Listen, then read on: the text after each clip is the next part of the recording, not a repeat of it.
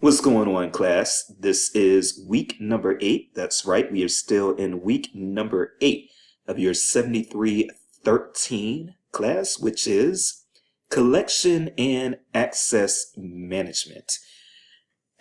I'm your professor, Dr. Jace, and we are just doing a quick check-in video to set some reminders and then to also just allow me to run my mouth a little bit. We should be done within 15 minutes, but this video is optional, okay? So if you started watching it and you realize that you don't have time to finish it, then that is okay. This is just supplementary material and a chance for you to hear from me.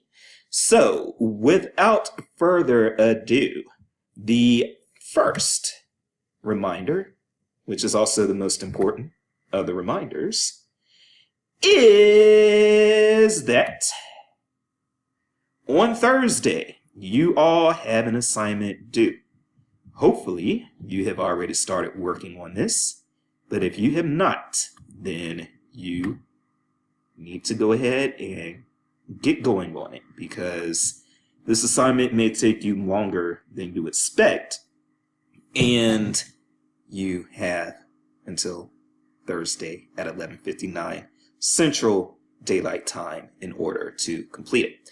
Now, for those of you who missed the announcement, because I know we're all busy. We all got things going on.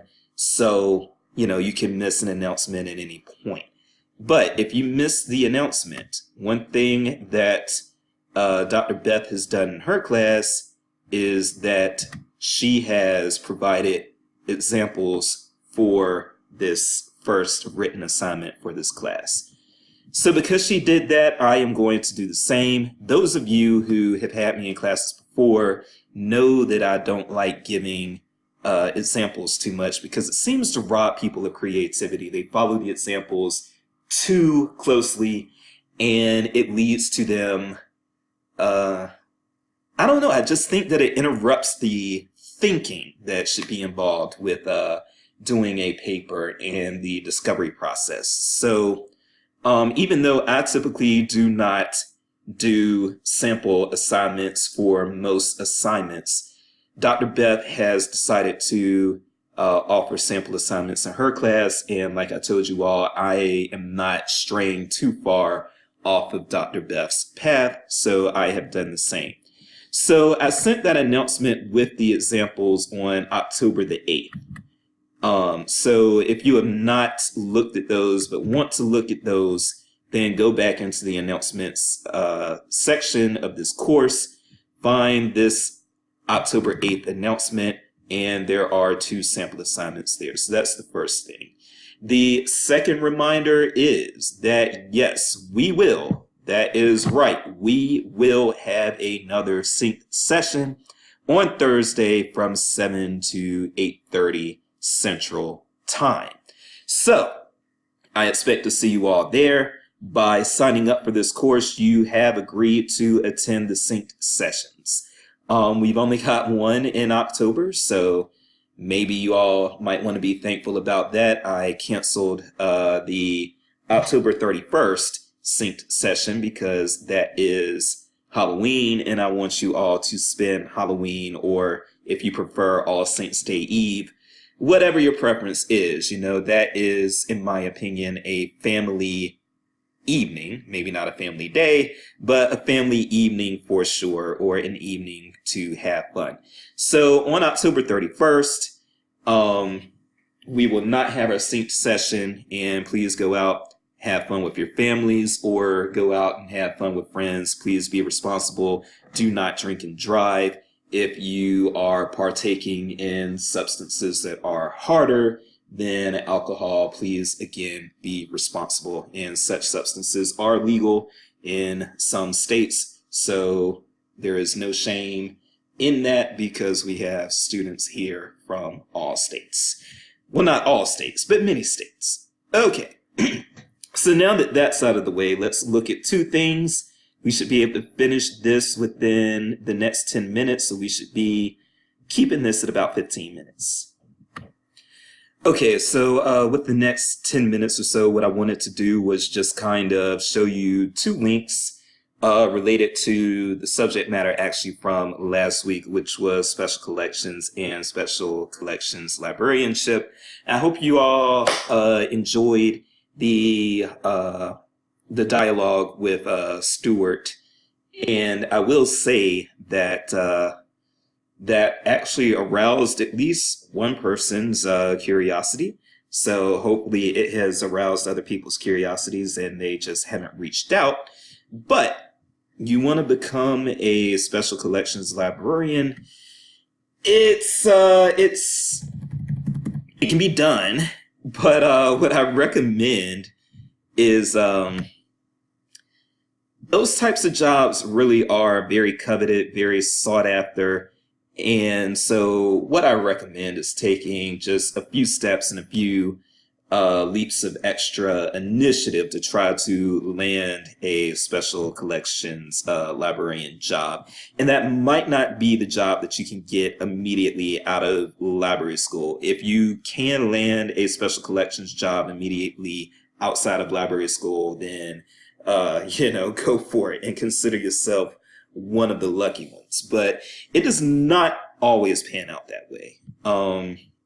Now, some general advice on this would be that, for one thing, if you are an ALA member or plan to be an ALA member, there is actually a rare books and manuscripts section of the Association of College and Research Libraries, which the Association of College and Research Libraries, aka ACRL, is a division of ALA. So if you join ALA, you can get involved with ACRL, and then you can actually get involved with the RBMS section. And so that's one thing. If you're trying to land one of those jobs, it's probably very crucial that you go ahead and try to network actually now as a student, as well as maybe trying to get some volunteer work in or a paid internship if you can get one. And also, if you can manage a practicum in that area for those of you who haven't decided what you're going to do as a practicum, this might be an area that you can get in, make a name for yourself, put it on your CV, and make some connections there.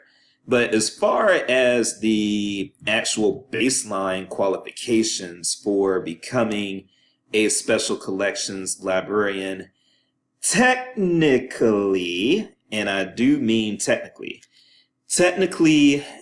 all you need for a lot of them are an accredited master's degree in library and information science. And that would be in the United States and Canada, where you would need that ALA accredited degree. Now, the library accreditation body, the ALA counterpart in the United Kingdom, which I believe is CILIP. In fact, I'm going to pause and make sure I'm right on that. Yeah, sorry for that jump around. Don't get motion sickness. But yes, CILIP. So I think I'm pronouncing that right. CILIP actually has a reciprocal agreement with ALA, at least last time I checked they did, wherein an ALA accredited master's degree in library and information science is actually viable for getting a job in the UK, and a degree accredited by CILIP is actually the equivalent of an ALA accredited master's degree here in the United States and Canada. So the reason I said that was because, as you scroll down here, we are looking at several Anglophone countries here, not just the United States and Canada. So those degrees from ALA or from CILIP, I believe, can get you those types of jobs in the United States, Canada, Australia, New Zealand, or the UK. As far as other Anglophone countries, because there are English-speaking nations in Africa and in other parts of the world, I am not sure whether or not that same reciprocal agreement is in place. It's actually kind of difficult, and I know from experience, it's kind of difficult to get some of the information about librarianship from Africa. A lot of it just kind of stays within the continent. There's a lot of research and practice done in the continent of Africa, which seems to surprise people.